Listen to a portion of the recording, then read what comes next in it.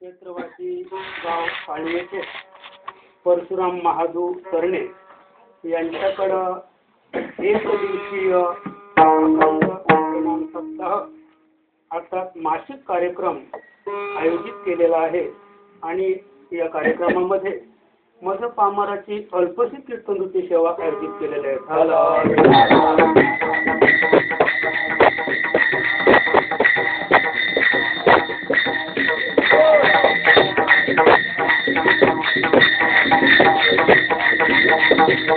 आपल्या सेवेसाठी घेतलेला अभंग आळंदी पूर्णवर्षी योगी यांचे राजे महाराष्ट्र सम्राट म्हणायला हरकत नाही श्रीमंत माऊली ज्ञानोबराया यांचा 5 चरणाचा आत्म्याशी संवाद साधणारा उत्तम प्रकारचा सुंदर असा अभंग आहे.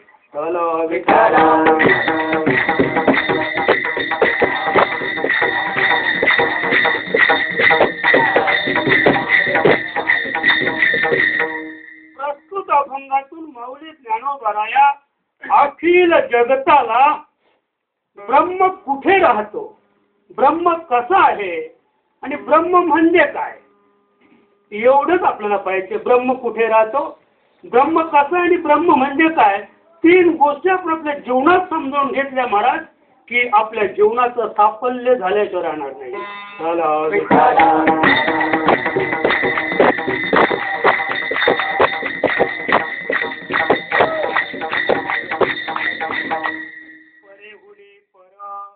वैखरी हुनी दुरी हुनी दुरी ब्रह्म आहे केवी तुझ कळे सांग जीवरूपा केवी तुझ कळे सांग जीवरूपा व्यर्थ भ्रम बापा करीत ते आकाशाचे फळ चित्रीच्या नरासी आकाशाचे फळ चित्रीच्या नरासे केवी प्राप्त त्याची होईले केवी कळे सांग तुझ जीवरूपा केवी कळे तुझ सांग जीवरूपा व्यर्थ भ्रम बापा करीतोसी जेव्हा तुझी ब्रह्म होऊन राहती जेव्हा तुझी ब्रह्म होऊन राहती तेव्हा ओळखते सर्वांगत केवी तुझ कळे सांग जीवरूपा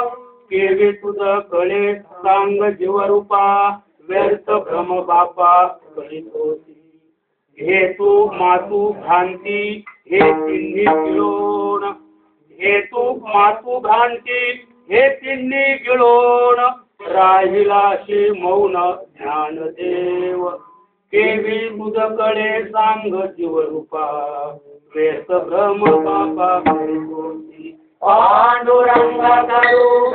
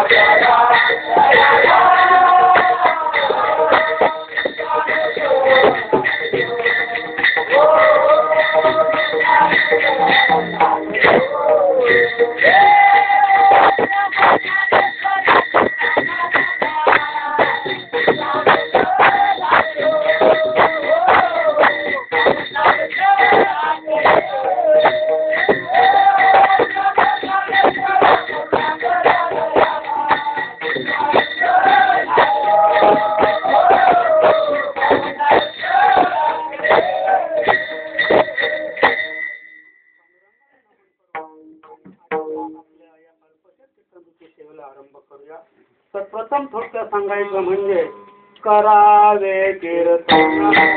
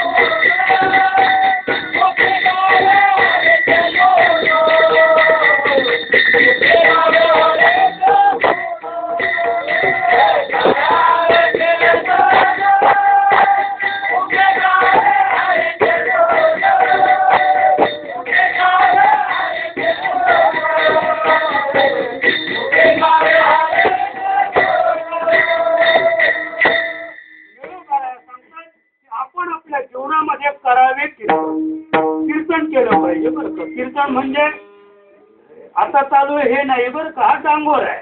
कीर्तन सांग तुकोबारा सांगतात, होय अंग हरिरूप. हरिरूप अंग होईल त्यांना कीर्तन आम्ही नेहमी सांगत असतो. कीर म्हणजे झाडणे, तणू म्हणजे शरीर.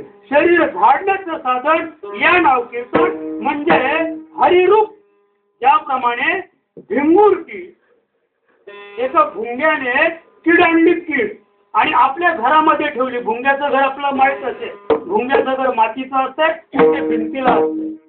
त्याच्यामध्ये एक कीड आणून ठेवली आणि तो बाहेरून यायचा आणि किडीला नांगा मारून जायचा.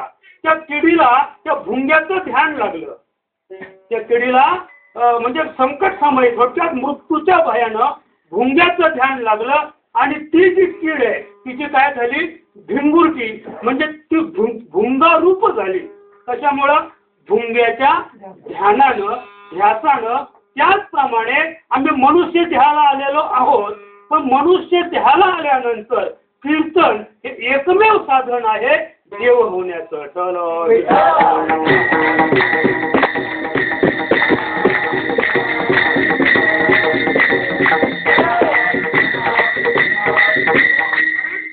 माऊली 9व्या अध्यायात सांगते गीतेच्या, कीर्तनाचे निघटनाचे नाचले व्यवसाय प्रायचित्ताचे, जिथे नामचे नाही पापाचे ऐसे केले. एवढी ताकद महाराज नाम संकीर्तनामध्ये आहे. कीर्तनाचे नि नटनाचे. म्हणजे कीर्तनामध्ये जसे सिनेमामध्ये नट नसतो, सिनेमात कोण नाचतो, नट नसतो. आणि कीर्तनात कोण नाचतात, संत नाचतात. कीर्तनामध्ये भक्त नाचतात. माऊली सांगते की कीर्तनाचे नाचले व्यवसाय प्रायचित्ताचे. व्यवसाय प्रायचित्त बरं का. प्रायचित्त म्हणजे क्रियमान, संचित क्रियमान आणि प्रारब्ध. आणि चौथं प्रायचित्त. प्रारब्धाच्या पुढे प्रायचित्त. नाचले व्यवसाय प्रायचित्ताचे. एवढी ताकद कशामध्ये, कीर्तनामध्ये. जेथे नामच नाही पापाचे ऐसे केले. म्हणजे नामाचं, पापाचं नाम निशाणी खोडून काढण्याची ताकद एका नामामध्ये बरं का, कीर्तनात नाही. कीर्तनात नाही. कीड म्हणजे शरीर आपलं, कीड म्हणजे झाडणे, तणू म्हणजे शरीर. शरीर झाडण्याचं साधन म्हणजे काय, तर नाम नाही का. शरीर झाडण्याचं साधन नाम. तुकोबा सुंदर सांगतात, नाम सांगले सांगले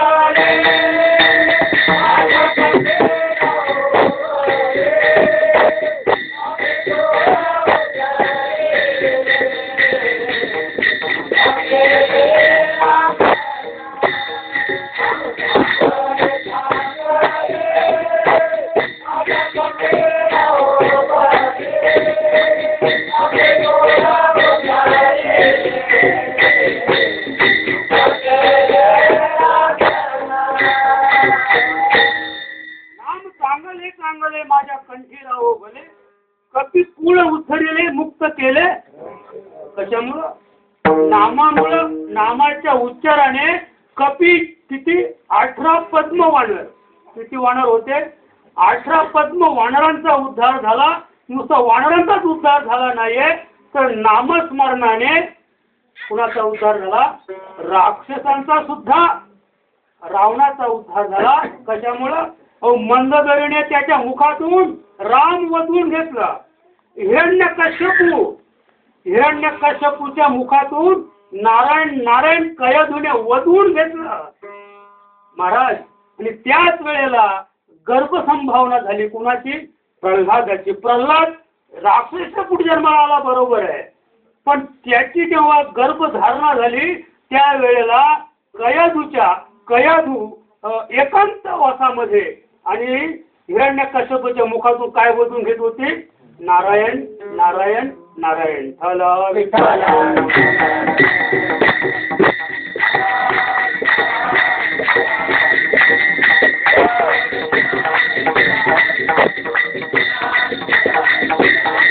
म्हणून तुका एक श्लोक सांगता तो, माझू कीर्तनाचे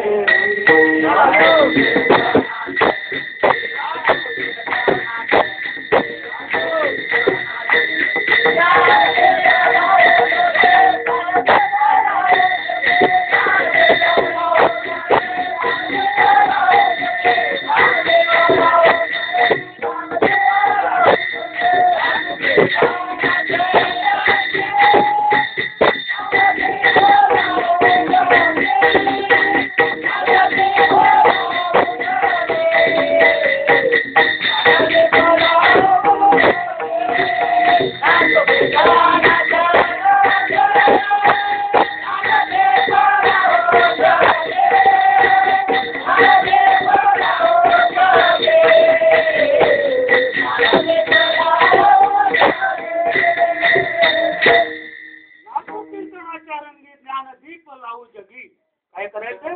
कीर्तनाच्या रंगात नाचायचंय, डोळायचंय महाराज. बरं का? मग कीर्तनाचा रंग आपल्याला माहितच आहे. आश्रूच्या भितरी, कीर्तनाच्या रंगात डोळ्यातून आश्रूच्या धारा लागतात महाराज. काथे तो थरारी स्वरूप देखता नेत्री, आश्रूच्या भितरी कंठी प्रेम दाटे, नैनी नीर लोटे, हृदयी प्रगटे रामरूप. आपल्या हृदयामध्ये रामरूप प्रगट होण्याचं महत्वाचं एकमेव साधन कोणतं असेल तर कीर्तन करणं. आणि ते कीर्तन कसं आहे? कंठाने त्याचा उच्चार करायचा. तो कोण सांगतात? तो सार आणि असार विचार आहे. बरं का? नाम सगळेच घेतात महाराज, नाम कोण घेत नाहीये? अरे माऊली आमची गीतेत सांगते, मनुष्य जात सकळ स्वभावता भजनशील झाले असे केवळ माझे ठाई. या जगात असा माणूस नाहीये की तो माझं नामस्मरण, माझं भजन करत नाही. फक्त एवढाच फरक आहे कालच्या परी ज्ञानेविन नाशिले. ते नामाचा उच्चार कसा करायचा, त्या नामाचं भजन कसं करायचं ते ज्ञान माणसाला नाहीये.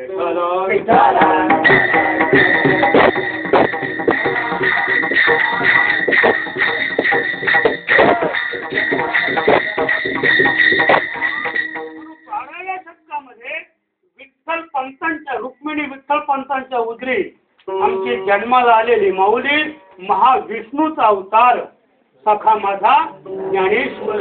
हे सामान्य जीव नव्हते. माऊली ज्ञानोबर आहे, निवृत्ती, ज्ञानदेव, सोपान आणि मुक्ताबाई ही चार भावंड म्हणजे सदाशिवाचा अवतार, महाविष्णूचा अवतार, ब्रह्म्याचा अवतार आणि आदिशक्ती मूळ मुक्ताबाई. थोडक्यात की हे चार शक्तीचे चार अवतार जन्माला आले. पण अतिशय खडतर म्हणजे प्रतिकूल परिस्थितीमध्ये. परिस्थिती अनुकूल नव्हती. का तर विठ्ठल पंतांचं लग्न झाल्यानंतर आपल्याला पाठीमागं जायचंच नाही. विठ्ठल पंतांचं लग्न झाल्यानंतर त्यांनी संन्यास ग्रहण केला आणि संन्यास ग्रहण केल्यानंतर कालांतराने रामानंद स्वामी तीर्थयात्रा करत करत करत करत आळंदीला आले. आणि रुक्मिणी मातेचा नियम होता दररोज, बरं का, पतीचं तीर्थसेवन केल्याशिवाय, पतीला नैवेद्य दाखविल्याशिवाय अन्नक्षेत्र करायचं नाही. हा नियम 12 वर्षे चालला. आणि मी नेहमी सांगत असतो की 12 वर्षाचं एक तप झाल्यानंतर त्या तपाचं फळ भगवंताला द्यावंच लागतंय.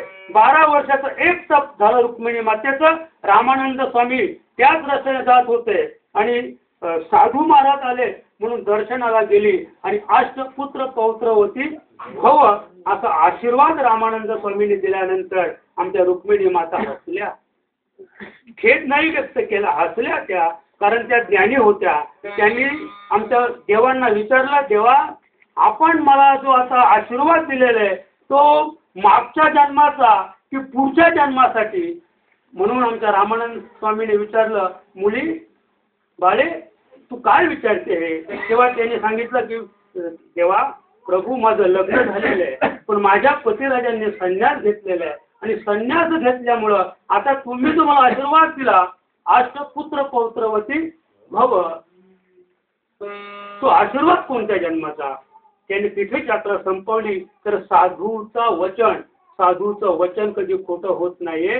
कारण स्त्रियेचा तो केला पुरुष उभा किंवा मृत जीव जीवविले. माऊली ज्ञानोबरांच्या जीवनातील त्या सच्चिदानंद बाबा लेखक झाला.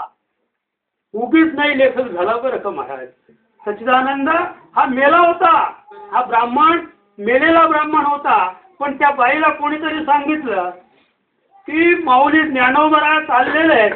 ती बाई दर्शनाला आली आणि साधूच ते माऊलीने आशीर्वाद दिला सौभाग्यवती भव. चालली होती कुठे. हिरवी साडी, हिरव्या बांगड्या, कपाळाला कुंकवाचं मळवट. ही तयारी कसली होती. सती जाण्याची तयारी होती. पतीच्या मागे सती जाणे हा धर्म होता तेव्हा आणि सती जायला निघाली होती. ज्ञानोबाचं दर्शन घेतलं, सौभाग्यवती भाऊ म्हटलं. त्यांनी तिने विचारलं तेव्हा तुम्ही आशीर्वाद दिला, मी आता सती चालले म्हणे.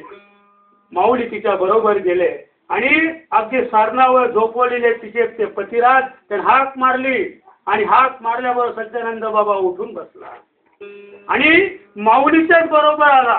लक्षात घ्या बरं का, आमच्यासारखा जर उठला असता माऊलीच्या बरोबरच काय बोलायचंच नाही नाही का. घरी गेले नाहीत, माऊलीच्याच बरोबर राहिले महाराज. आणि कालांतराने त्यांना एवढा अधिकार निर्माण झाला की सच्चिदानंद बाबा लेखकू झाला. माऊलीच्या मुखातून वाङ्मय निघावं आणि ते सच्चिदानंद बाबाने अंगठे बहादूर बाबा होते पण ते सुद्धा काय संस्कृतचे श्लोक लिहायला लागले. ओवीबद्ध प्रक्रिया सच्चिदानंद बाबाने केली बरं का. त्याच्याही पुढे सांगतो एकाला 8 मुली झाल्या होत्या. अष्टपुत्र भाऊ नाही, पुत्रवती भाऊ, पुत्र नाही. 8 मुली झाल्या. 9व्यांदा त्या पत्नीला त्या राजाने सांगितलं, राजा होता तो, आता जर मुलगी झाली तर मुलगी आणि तू. मी परवा सांगितलं तुझ्या पाड्याला की अगदी 2 दिवसापूर्वीची गोष्ट.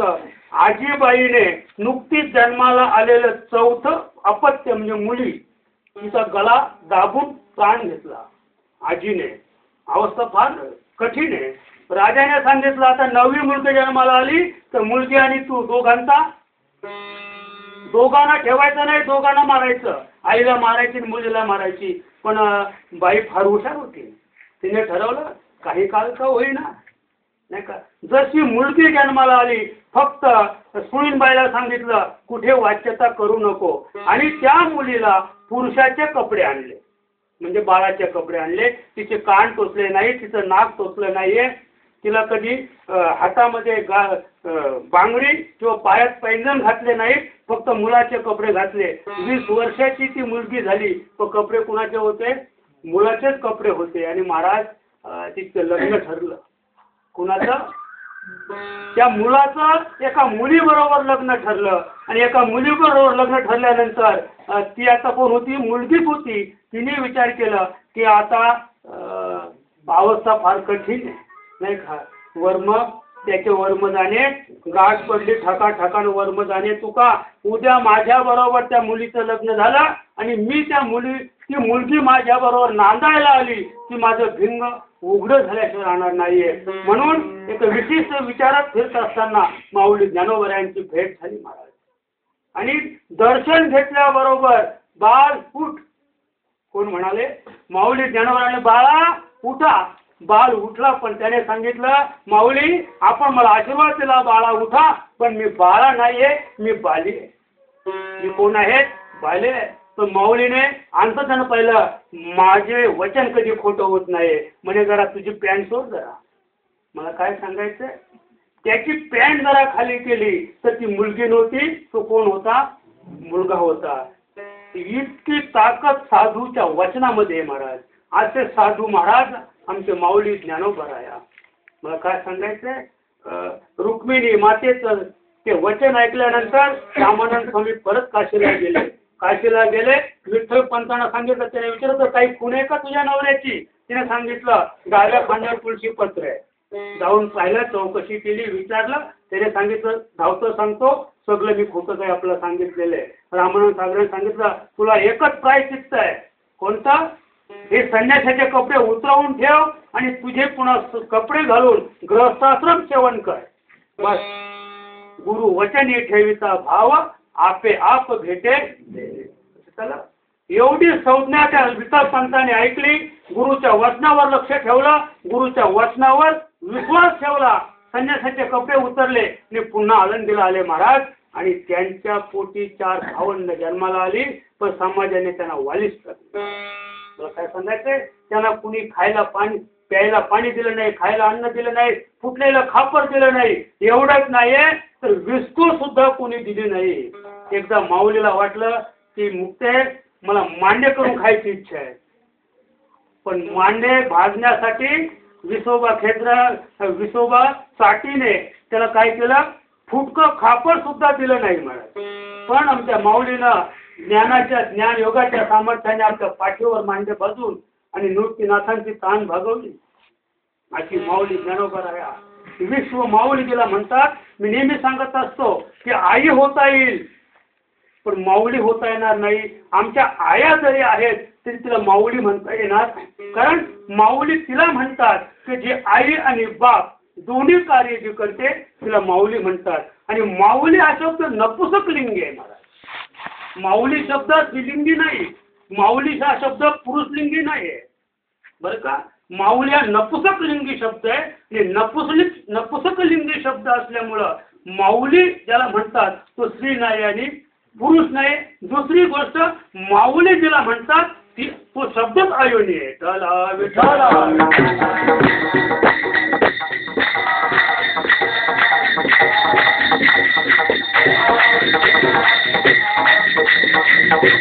आणि विश्व माऊली ज्ञानोबराया जन्माला आल्यानंतर आपल्या आई वडिलांनी प्रायश्चित्त घेतलं. आणि प्रायश्चित्त घेतल्यानंतर खरं म्हणजे निवृत्तीला मोठा होता, पण जाता जाता आमच्या रुक्मिणी मातेने या तिन्ही भावनाचा भार कुणावर टाकला?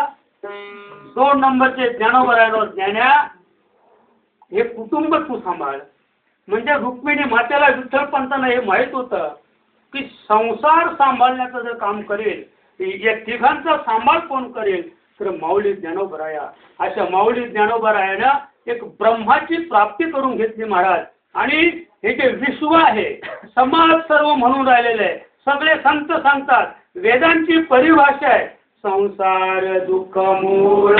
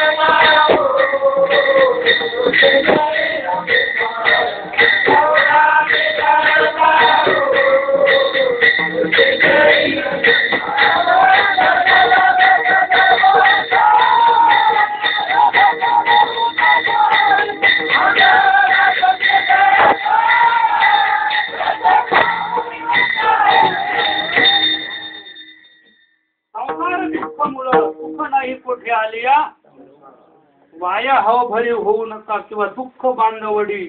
आय हा संसार सुखाचा विचार नाही कुठे. या संसारात सुखाचा विचार नाहीये, पण आमच्या माऊलीनं हे दुःखरूप संसाराचं कोडं सोडवलं महाराज. आणि अवघा संसार सुखाचा करीन, आनंदे भरीन तिन्ही लोक.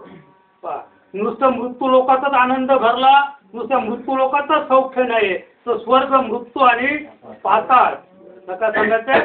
त्रैलोक्य मात दयाची, त्रैलोक्यामध्ये संपूर्ण सुख ओतप्रोत माऊलीनं भरलं आणि संपूर्ण त्रैलोक्यावर राज्य करण्याची ताकद माऊलीमध्ये आली. वयाच्या अवघ्या 16व्या वर्षी महाराज आणि उष्ण आयुष्याने 6 वर्ष जगले आणि माऊलीने जगाचा निरोप घेतला. अशी माऊली अभंगाच्या पहिल्या चरणात सांगते.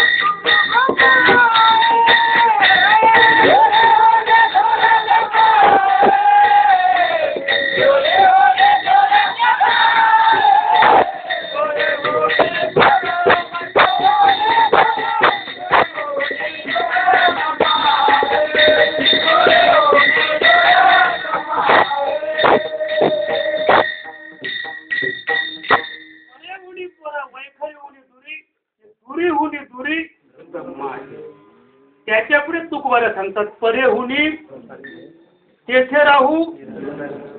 नामदार यांचा अभंग आहे बरं का. परे हुनी परते घर तेथे राहू निरंतर. म्हणजे परे हुनी परते घर, परेच्या पलीकडं. कुठे आहे ते घर? परेच्या पलीकडं. बरं परा कुठे? ओम आपल्याला माहित असेल. ओम अक्षर प्रत्येकाच्या परिचयाचं आहे. ओम म्हणजे 3.5 मातृका नाही का. त्वम तत् असी. ओम म्हणजे काय? तर त्वम तत् असी, आकार उकार मकार.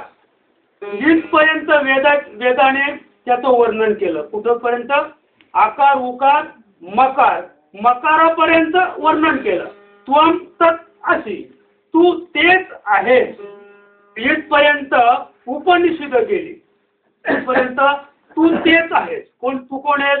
तू ब्रह्म आहेस. पण ब्रह्म कसं आहे ना, नेती ब्रह्म कसं आहे सांगता येणार नाही. ब्रह्म कुठेही सांगता येणार नाही.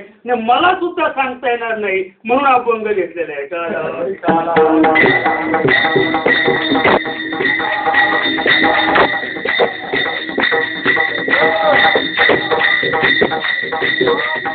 तुकोबारायाने मात्र आपल्या जीवनामध्ये आपल्या संपूर्ण आयुष्याचा आटापिटा करून त्या ब्रह्माचा शोध लावला आणि ठोक समाजाला आवाहन केलं.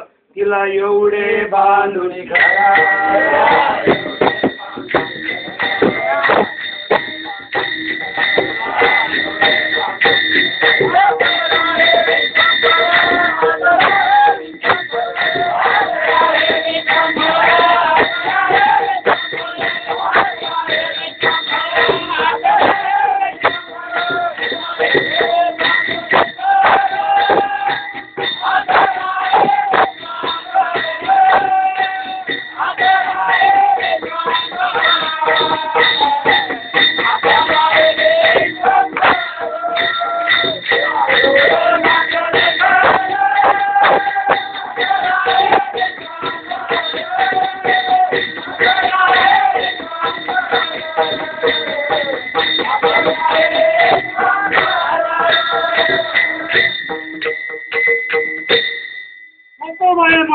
शोध लावला.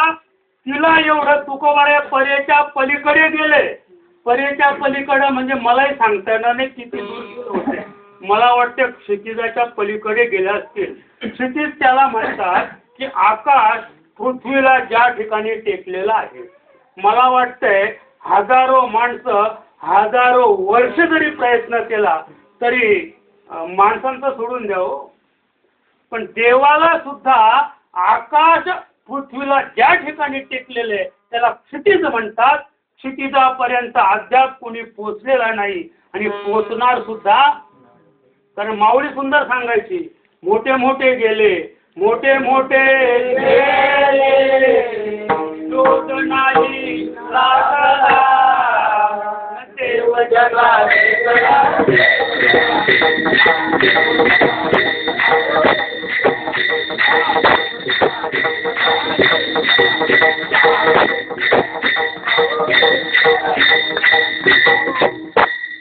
भगवान विष्णू कुठे गेलेत? वर गेलेत सप्तभुवनामध्ये. याचं डोकं म्हणजे कमरेपासून वरचं अंतर किती आहे ते मोजण्यासाठी भगवान विष्णू गेलेत आणि कमरेपासून खालचं अंतर मोजण्यासाठी सप्त पाताळापर्यंत भगवान शंकर गेलेत. बरं का? अद्याप दोघेही नेमके जे पाय पाताळात कुठपर्यंत आहेत अद्याप भगवान शंकर तिथपर्यंत पोचले नाहीत आणि अद्याप त्यांच्या मस्तकापर्यंत भगवान विष्णू पोचलेले नाहीत. जेव्हा दोघे ते मेजरमेंट घेतील आणि मग पुन्हा एकत्र येतील मग हिसाब होईल एकूण लांबी किती आणि उंची किती.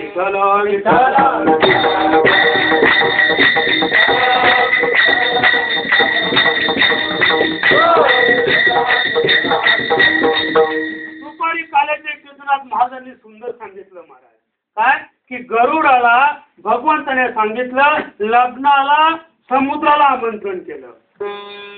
लग्नाला वराडी म्हणून समुद्राला आमंत्रण केलं. समुद्राला आमंत्रण केल्यानंतर बाकीच्या वराडाची गडबड उडली की जर का समुद्र लग्नाला आला तर सगळं वराड कुणालाच पोता येत नव्हतं. सगळं वराड समुद्रात बुडून जाईल म्हणून वराडाची धावपळ झाली. धावपळ झाल्यानंतर बलराम दादा देवाला सांगितलं, देवा हे काय केलं तू? आतापर्यंत 16,108 वेळा तू लग्न केलं पण देव कधी समुद्राला आमंत्रण करत नव्हते. समुद्र सोडून संपूर्ण विश्वाला पत्रिका द्यायचा देव पण समुद्राला कधीच पत्रिका दिली नाहीये. पण समुद्राला राग आला. त्याने नारदाला सांगितलं, काय सांगितलं नारदाला की एवढ्या बायका देवाने केल्या 16,108 वेळा लग्न केलं पण देवाने मला कधीच लग्नाची पत्रिका दिली नाही. म्हणून देवाने त्याला पत्रिका दिली आणि वराडाची धांदल झाली. धांदल झाल्यानंतर बलराम दादाने त्याला जाणीव करून दिली की आता वराडच काय पण नवरा नवरी सहित पण पोता कुणालाच येत नव्हतं. मग देव वेशीवर गेले. सुंदर सांगितलं महाराजांनी. वेशीवर देव गेले. तिकडनं समुद्र अगदी खवळून येत होता. कशासाठी? लग्नासाठी. देवाने देवाच्या अंगावर आपल्या अंगावर किती 3.5 कोटी केस आहेत. रोम रोम याला काय म्हणतात? रोम. 3.5 कोटी रोम प्रत्येक माणसाच्या अंगावर आहे. देवाने 3.5 कोटी पैकी एक रोम उपटला आणि असा पुढे उभा केला आणि समुद्राला सांगितला त्या रोमावर येऊन थांब. लग्न लागलं. मंडळी जेवली. मी तुम्हाला आमंत्रण करतो की आता कार्य उरकलेले आपण दर्शनाला या. तो काय सांगायचं म्हणजे इतकं सुंदर त्याने सांगितलं की समुद्र म्हटला बरं का. 4 गोष्टी अतिशय खादाड आहेत बरं का. जामातो. जगात 1 नंबर खादाड असेल तर जामातो. दशमो ग्रह. सासू सासऱ्याच्या नशिबाला लागलेला 10वा ग्रह म्हणजे जावई. जावयाला किती द्या त्याचं कधीच पोट भरणार. बाबाने मी सांगायचे तो माझा अधिकार नाहीये. कोकणातील नवरा होता. कोकणातील 2 पेटी आंब्याच्या दिल्या. त्याच्या बायकोला वाटलं आता माझा नवरा खुश होईल. तर तो राजापुरी आंबा होता. राजापुरी एक आंबा खाल्ला महाराज 15 दिवस म्हणून तो विसरत नाही. त्या राजापुरी आंब्याचे. राजापुरी आंबा मुंबईला नाही. तो आंबा बाहेर जातो. कसं का? त्या 2 पेट्या जावायला दिल्या. त्याची पत्नी सांगते अहो काय तुम्हाला सासऱ्याने 2 पेट्या म्हणजे 2च पेट्या पाठवून दिल्या. आंबा तर नाही पाठवला ना. म्हणजे झाड. आता आंब्याचं झाड पाठवता येईल का? नाही पाठवत. आंब्या झाड पाठवता येईल. म्हणजे जावई म्हटला. आमचे पालीचे बाबा सुंदर सांगायचे की लग्नाच्या आधी जो मागतो त्याला मुलगी देऊ नये आणि त्याची तुम्ही किती लाड पुरवा तो मागतच राहील तो जावई. आयुष्यभर म्हातारा झाला तरी तो जावई. आणि आता तर फार गंमत झाली महाराज. आता लोक मुलगी पाहताना म्हणे भाऊ नाही ना तिला. म्हणजे भाऊ नसेल ती मुलगी करायची. म्हणजे आमचा कल्याण भिवंडी परिसर डोंबिवली परिसर जिला भाऊ नसेल ती मुलगी करायची. म्हणजे 10-20 कोटीला जमीन विकली की 4 बहिणींना 5-5 कोटी. जावायला नाही. पैसे कोणाला? लक्षात आलंय ना. म्हणजे जिला भाव नाही ती मुलगी करायची. पूर्वीचा काळ वेगळा होता. म्हणजे भाऊ आहे का? पूर्वीचे लोक मुलगी पाहताना आधी चौकशी करायची भाऊ आहे का. भाऊ नसेल तर ती मुलगी पाहायला लोक जात नव्हती. आता भाऊ असेल तर जात नाहीत लोक. 2 भाऊ आहेत ना कशाला जायचं. कारण काही हिस्सा मिळणार नाही. जामातो. मला काय सांगायचंय जामातो म्हणजे तुम्ही कितीही जरी दिले काही द्या त्याला तरी पण त्याचं कधीच पोट भरणार नाही. तो जामातो. 2 नंबरचे जाया. जाया म्हणजे पत्नी. तुम्ही पत्नीला किती सजवा किती सजवा. तुम्ही 50,000ची साडी आणली तरी 50चीच आणली ना. त्याला वाटतं 50,000ची आणली म्हणजे बायको मला नाव देईल. थोडीच आणली 50चीच. तिला 70ची आणली शेजारणीला. म्हणजे ती जाया म्हणजे बायकोला तुम्ही कितीही द्या किती सजवा किती दागिने द्या किती साड्या आणा किती पैसे द्या तिचं कधीच पोट भरणार नाही. तिला पत्नी म्हणतात. 3रा नंबर आहे जठरो. बरं का. या पोटागाराने का झालो पांगीला देवा. अरे देशी फिरायला लावलं. जठरो. या पोटाने आपल्याला देशोदेशी लोक आपला देश सोडून दुबईला अमेरिकेला सिरियाला कुठे जातात याचा तपास नाही. म्हणजे तिथे 3 लाख रुपये पगार आहे. 1 लाख रुपये झाडू मारणारा तिथे पगार आहे. पण तरी सुद्धा कशासाठी जातात? जठरो. पोटासाठी जातात. 4था नंबर आहे जान्हवी म्हणजे गंगा. जान्हवी म्हणजे गंगा. आणि 5वा नंबर आहे समुद्राचा काहीतरी नाव आहे त्याला जवळ नाव आहे. कशाला का म्हणजे हे त्याचे 5 आहे. हे 5 त्यांचं किती जरी पोट समुद्रामध्ये किती गंगा जाऊ द्या. एकदा पाऊस पडला अहो काय येते तर नदीला पूर येतो. आमच्या कालू भासतेला एवढं पाणी समुद्रात कित्येक नद्या जाऊन ते समुद्राला मिळतात. पण समुद्र कधी उल्लंघन करतो, समुद्राचं कधी पोट भरतंय, समुद्राची पातळी कधी वर आली नाही, त्याला समुद्र म्हणतात. जलाशय हा, समुद्राला जलाशय हा शब्द आहे. म्हणजे तो जलाशय आहे, त्याच्यात किती जरी पाणी गेलं तरी ते कधीच भरणार नाहीये. असा ओतप्रोत अथांग असा जो सागर आहे, तो सागर भगवंताच्या एका केसावर बसला होता. मला काय सांगायचंय, तो किती लहान झाला असेल, समुद्र किती लहान झाला असेल, केसाच्या टोकावर बसायचंय महाराज. कसं झालं विषयाला आपण कुठल्या पुन्हा, तिला एवढं बांधून घर आत आहे विश्वंभर, म्हणजे संपूर्ण विश्व 14 भुवन ज्याच्यामध्ये सामावलेले आहे. एवढं मोठं, नुसतं एवढं मोठं नाही तर आकाश सुद्धा त्याच्या पोटात आहे. कोणाच्या? ब्रह्म त्याला म्हणतात, ज्याच्या पोटात आकाश सामावलेलं आहे. असं जे गगन उडी जुनं परमाणु उडी सान जयाचे सानिध्यने विश्व चले. पण तुकोबाला सांगतात, मी जेव्हा त्या ब्रह्माचा शोध घेतला तर ते ब्रह्म कुठे होते? तिला एवढं, उद्या माहिती आहे उद्या तिलाचा कार्यक्रम आहे नाही का, म्हणजे तिला एवढं बांधून घर आत आहे विश्वंभर. आता तुम्ही विचार करा, आता हे घर किती मोठं आहे? कमीत कमी 40 बाय 45, 40 बाय 50चं घर आहे. हे घर किती आहे? 40 बाय 50च्या घरामध्ये आता फक्त 5.5 फूट उंचीचीच माणसं राहतात इथे. 5.5 फूट उंचीचीच माणसं 40 बाय 50च्या घरात राहतात.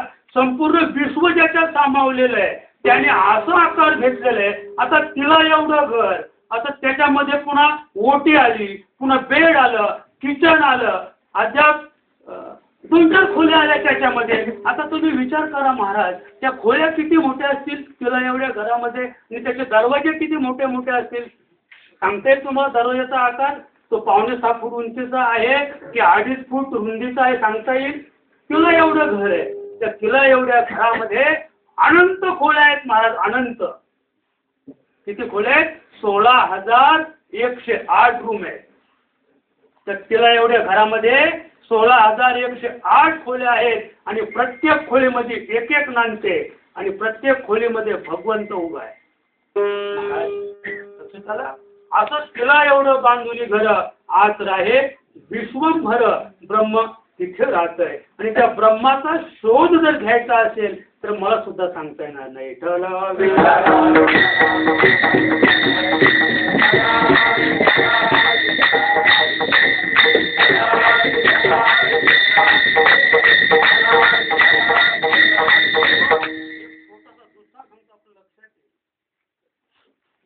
एका राजाने आणि एका ऋषीला प्रश्न विचारला की ब्रह्म काय, ब्रह्म कसं आहे, ब्रह्म कोठे राहत आहे.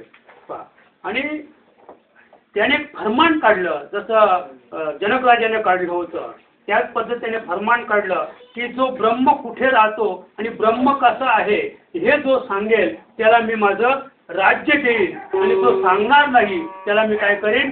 बंदीखान्यात टाकेन. बरेच देशोदेशीचे संत महंत साधू मुनी ऋषी सगळे यायचे, पण सुंदर वर्णन आहे महाराज.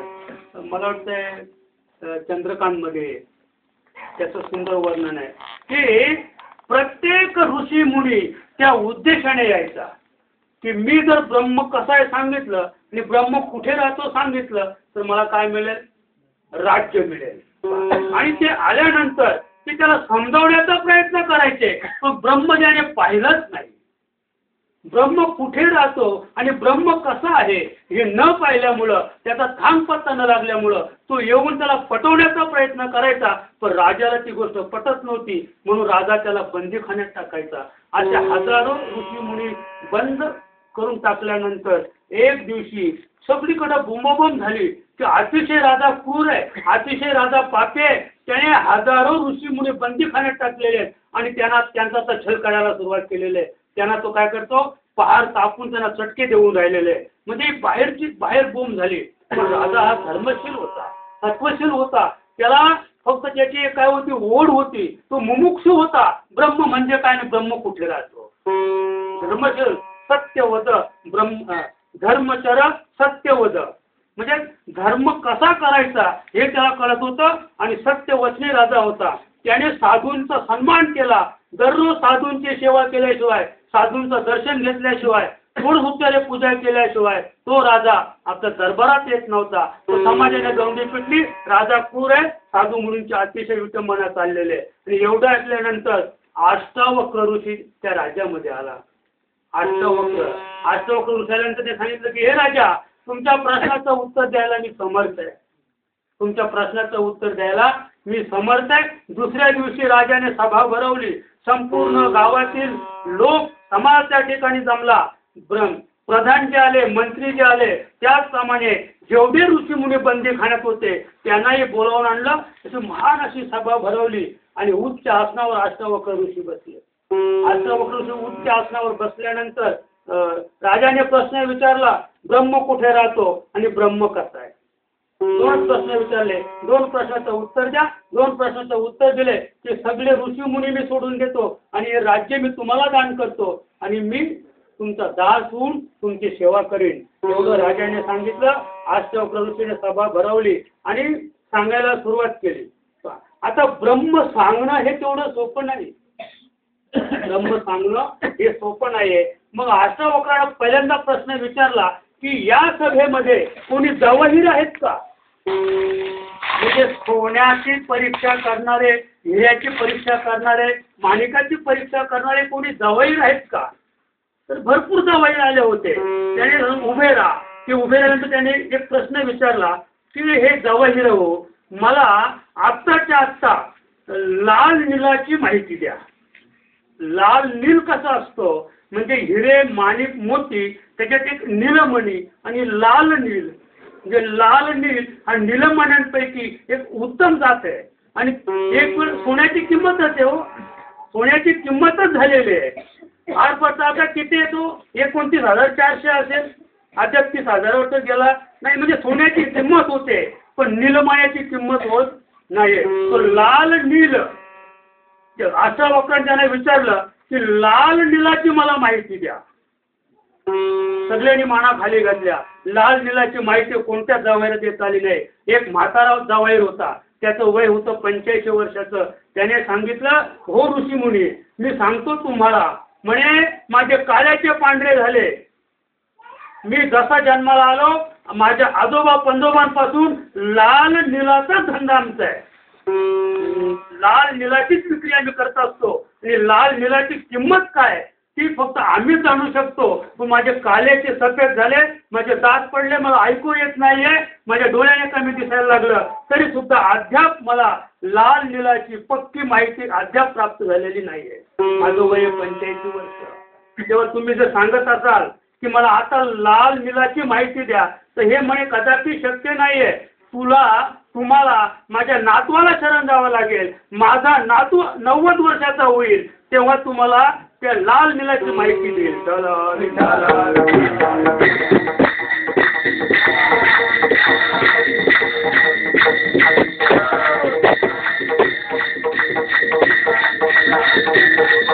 आणि एवढं ऐकल्यानंतर मग अष्टावक्र ऋषी राजाला प्रश्न विचारले, हे राजे, तुम्हाला ब्रह्म कुठे राहतो आणि ब्रह्म कसं आहे याचं उत्तर मिळेल.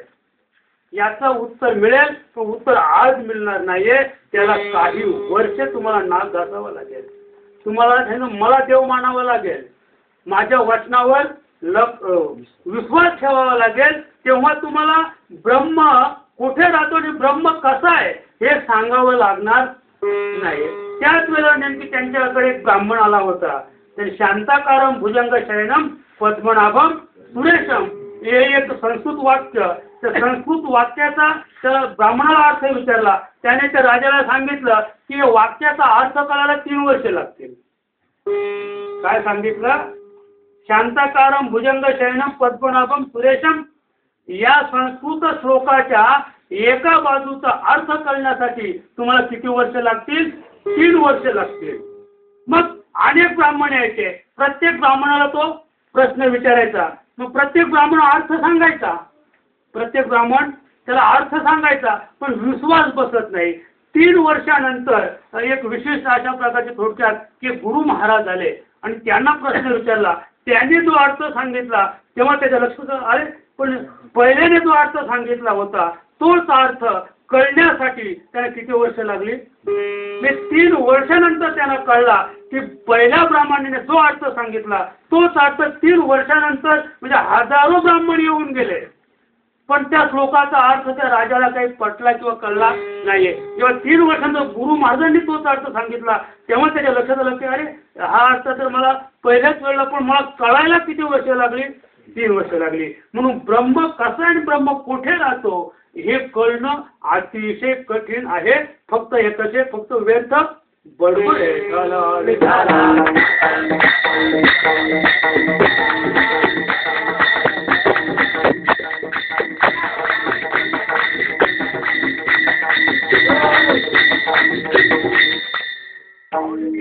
सुंदर वर्णन करतात. त्या गुणी कैलास सर्व ही संपत्ती,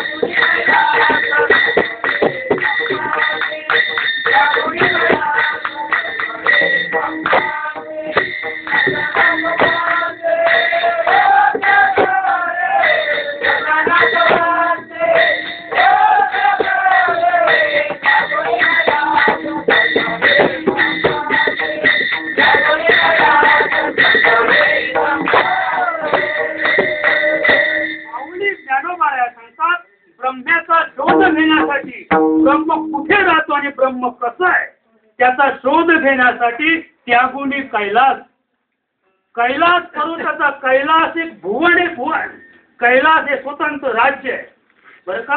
हे स्वतंत्र राज्य भगवान शंकरानं सोडलं. त्यागुणी कैलास सर्वही संपत्ती स्मशानात वस्ती रुद्र करी. भगवान शंकर स्मशानात जाऊन राहिले पार्वती सहित. सुभाषितकाराने त्याचं सुंदर विनोदाने सांगितलेलं आहे की त्या काळामध्ये कासवा एवढी ढेकणं होती. ढेकून, आता ढेकून म्हटलं तर आजच्या पोराला सांगता येणार नाही. त्याचं ढेकून पाहिले कोणी आता नाही. आमचा जीव गेला महाराज. ढेकणं मारून मारून पुरांची घरं होती आमची. आपली बत्ती पेटवायची, चिमणी पेटवायची आणि चावायला आले की उठायचे, सगळ्या पुराला लावायची ती बत्ती. मारायचे, ती मारा, पुन्हा बत्ती विझवली की पुन्हा यायचे. ढेकून, मतपून तर शब्द संस्कृत मध्ये. सुभाषितकाराने सांगितलं, माऊली ज्ञानोबा सांगतात की कैलासाचा त्याग करून भगवान रुद्र किंवा भगवान शंकर सगळ्या संपत्तीचा त्याग करून पार्वती स्मशानात जाऊन राहिले. कशासाठी? ब्रह्माचा शोध घेण्यासाठी. पण सुभाषितकाराने सांगितलं तर तसं नाही. म्हणजे पार्वतीसह भगवान शंकर आणि लक्ष्मीसह विष्णू भगवान यांना मतकून ढेकणाने एवढा त्रास दिला की 100 वर्ष झोपून दिलं नाही. कशाला का? काट्यावर गेले की धावले, खाट्यावर गेले की धावले. मग भगवान विष्णू नारायण लक्ष्मीसह कुठे गेला? क्षीरसागरामध्ये गेला. समुद्राच्या मध्यभागी जाऊन राहिला. आता जातील का ढेकून तिथे? आणि आताही प्रयोग करायचा तर करून पहा. फक्त आपल्या भांड्यामध्ये पाणी ठेवायचा आणि पाण्यामध्ये बाजेचे पाव ठेवायचे. ढेकून बाजेत खातेत येणार नाहीत. म्हणून ते कुठे जाऊन राहिले? क्षीरसमुद्रात जाऊन राहिले. आणि भगवान शंकर पार्वतीला ढेकणांनी चावू नये किंवा सुंदर अशी झोप लागावी पार्वतीला म्हणून कुठे जाऊन राहिले? स्मशानात. ढेकूण जर राखाडीवर गेला संपला. ढेकूण राखाडीवर गेला की ढेकणाचं आयुष्य संपलं. पण हे ढेकणाला माहित आहे. हे कुणाला माहित होतं? हे वालीला माहित होतं. वृषमुख पर्वतावर जर पाऊल टाकलं तर त्याला शाप होता, जाळून भस्म होतील. दुनिया केली पण वाली वृषमुख पर्वतावर गेला नाहीये. आणि हे कुणाला माहित होतं? सुग्रीवाला. सुग्रीवाने तिथे वास केला. सुग्रीव बिनधास्त झोपायचा. त्याला माहिती वाली येणारच नाही. तसे त्याला का वाली येणार नाहीये. आणि त्याचप्रमाणे भगवान शंकर आणि पार्वतीला घेऊन कुठे गेला? स्मशानात गेला. कशासाठी गेला? ढेकणं चावू नये म्हणून. चला विठ्ठला.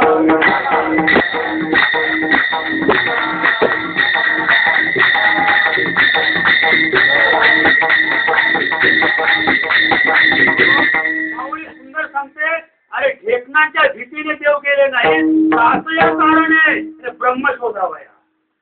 काय सांगते माऊली? माऊली ज्ञानोबराया सांगते, विश्वाला आव्हान करते की भगवान रुद्र पार्वती स्मशानात गेले, ते ढेकणांच्या भीतीने गेले नाही, तर कास या कारणे ब्रह्म शोधावया. अरे आलो कोठून या माझा मी. कशासाठी गेले? कुणाचा शोध घेण्यासाठी? ब्रह्माचा. अरे ब्रह्म म्हणजे कोण? ब्रह्म म्हणजे कोण? ब्रह्म कुठे राहतो? आलो कुठून या माझा मी. माझा मी कुठून आलो याचा शोध घेण्यासाठी भगवान शंकराने कैलास पर्वताचा त्याग केला आणि पार्वतीला घेऊन स्मशानात जाऊन राहिले. मग त्या ब्रह्माचं वर्णन आणि त्याचा शोध आपल्या किम पुरुषाला किंवा मानवाला करता येणार नाहीये, जे ते भगवान शंकर असतो त्याला शोध लागला नाहीये. दुसरी गोष्ट, हरी, ब्रह्मा, सूर्य येरा कोण लेखी. माऊली सांगते, अरे भगवान विष्णूला त्या ब्रह्म्याचा शोध लागला नाहीये, ब्रह्मदेवाला त्याचा शोध लागला नाही. एवढंच नाही तर सूर्य येरा कोण लेखी, नाही तर ओळखी मूळ रूपी. माऊली काय सांगते? नाही तर ओळखी. सूर्याला शोध लागला नाहीये, ब्रह्माला शोध लागला नाही, विष्णूला शोध लागला नाही आणि भगवान शंकरला सुद्धा त्याची ओळख करता आली नाहीये. तर येरा कोण लेखी. तुमची आमची काय करामत आहे महाराज. ब्रह्माचा शोध घेता येईल आपल्याला? नाही घेता येणार. चला विठ्ठला.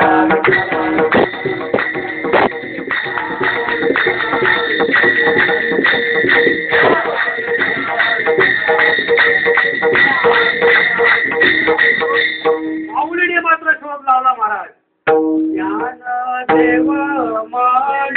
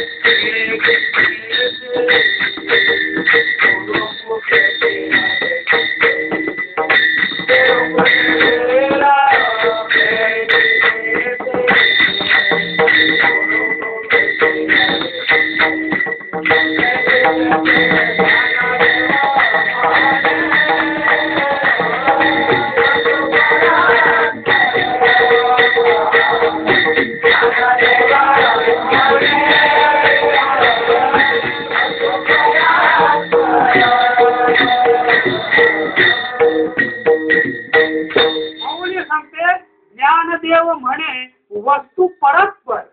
वस्तू आहे पण कुठे? परस्पर. परेच्या पलीकडे वस्तू आहे, पण त्याने ठोक पत्ता सांगितला. त्या वस्तूचा शोध घ्यायचा असेल, वस्तूची ओळख करायची असेल, वस्तू कुठे राहते तपास पत्ता घ्यायचा असेल तर फक्त एवढे